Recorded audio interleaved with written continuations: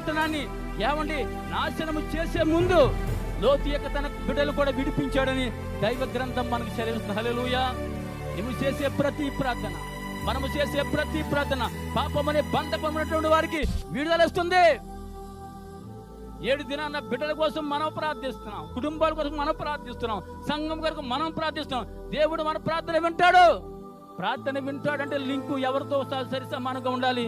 దేవునికి నీకు కరెక్ట్ గానే ఉంటేనే దేవుడు మన ప్రార్థన వింటాడు. దేనికి వాక్కు మనకు చెరువు కనుక మిస్పా యొక్క అనుభవంలోనికి మనం వెళ్ళాలని ఈ దినాన్న పరిశుద్ధాత్మ దేవుడు మనకు జ్ఞాపకం చేస్తూ ఉన్నాడు.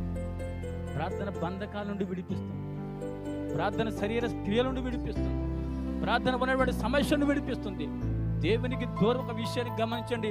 దేవునికి దూరం మనం ఏది చేయలేం, ఏది అనుకుంటాం. దేవునికి దూరం అయిపోతే ఎవరు దూరం అవుతారండి? మనమే దూరం అయిపోతాం. దేవుడు ప్రయాసపడి భారం మోసుకున్న సమస్తమైన ఎత్తకు రమ్మని దేవుడు 2 చేతులెత్తి సిలువ ఎలాగైతే 2 చేతులు చేయి చాపాడు, ఇప్పుడు కూడా ఆయన తండ్రి కుడి పాటు విజ్ఞాపన మనందరి కోసం చేస్తాడు. ఎందుకంటే రాలేకపోతున్నాం, మన సమస్యలు ఉంటాయి. సమస్య పరిష్కారము దేవుని సన్నిధి తప్ప, దేవుడు మనకు ఉన్న లింక్ తప్ప ఎవరు మానవులు తీర్చలేరు. మానవులు ఏదో సలహాలు ఇస్తారండి, నేనున్నాను ఏం భయపడకంటారు, కానీ ఇలాగంటారు, తర్వాత అలాగ వెళ్ళిపోతారు. ఆ భయాన్ని ఆందోళన వారు తీర్చలేరు. కానీ తీర్చగలిగినటువంటి వాడు ఎవరో తెలుసా? యేసుక్రీస్తు ప్రభులు వారు.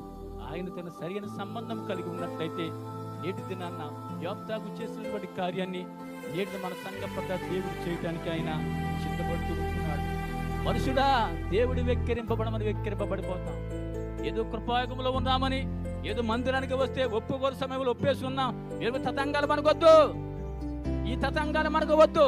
ఒక నిశ్చేత కలిగి, ఒక నిబంధన కలిగి, ఒక ప్రార్థన అనుభవం కలిగి, ఏ టయానైతే నువ్వు ప్రార్థన టయానికి దేవుడిని కేటాయించిన, కనీసం లేకపోయినా పడుకున్నా ప్రార్థన చేయి. ఆ సమయాన్ని కేటాయించుకో. దేవునికి మహిమాత్మ జబ్బున్నా లేకపోయినా ఏదన్నా నా టయాన్ని నేను లేకపోవలసింది లేకపోతే ఆ లింకు దేవుడితో మనకు కలిసిపోతుంది. అటువంటి దమ్మునటువంటి విశ్వాసులుగా, అటువంటి దమ్మునటువంటి సైవిక దేవుని సేవకులుగా సేవకుడు ముందుకు వెళ్తాం. మన దేవునితో పుత్తి కట్టేసుకుందాం, ప్రజలతో పుత్తి కాదు. ఈవేళ నీ దగ్గర మంచి అంటారు, రేపటి ఈ పనికిమాడు అంటారు. నీ దగ్గర 100 టన్నుల లాభం పొందుతారు, రేపటి నువ్వు నాకేం చేసావని అంటారు. ఈ దినాన్న నీతో ప్రేమను పొందుతారు, నువ్వేమో నాకు ప్రేమ చూపేమంటారు. దేవుడు అలా ప్రేమ చూపండి. నువ్వు సచ్చేనంత వరకు, నువ్వు సమాధి పెట్టే వరకు నువ్వు ప్రేమిస్తా. I love you my son అంటాడు దేవుడు. నీవు నా ప్రియమైన బిడ్డవని దేవుడే పిలుస్తాడు. నా పిలుపులో మనం ఉండి మనకు ముందుగా మిస్పాలకు అనుభవంలో మనం రావాలని పరిశుద్ధాత్మయే దేవుడి దినాన్న మనకు ప్రత్యేక రీతిలో దినాన్ని దేవుడు మాట్లాడుతున్నారు.